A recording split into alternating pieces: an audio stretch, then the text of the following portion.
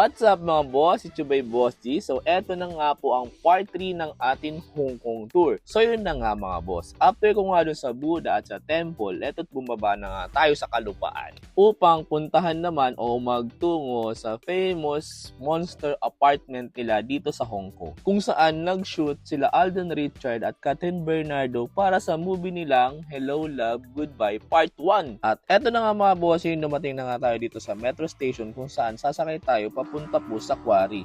At syempre, shoutout kay Kuya Nakagin na kumakamot ng kanyang pet. Hugas-hugas din pag may time. At mga ilang minuto mga bossing ay dumating na nga tayo dito sa Quarry Station. At syempre, maglalakad-lakad tayo. Actually, malapit lang naman dyan. From Quarry Station, siguro mga about 10 to 15 minutes walk lang. At mararating nyo na po yung monster apartment na tinatawag nila. At yun mga bossing, dumating na nga tayo sa area at nag-video-video na nga tayo paikot-ikot kahit medyo nakakahilo. Actually, wala naman masyadong interesting sa lugar maliban lang doon sa mga kulay red at yellow at green na mga kulay ng mga building. So yun na nga mga bossing, sana nag-enjoy kayo sa video na to at abangan nyo po ang ating part 4 ng ating Hong Kong tour.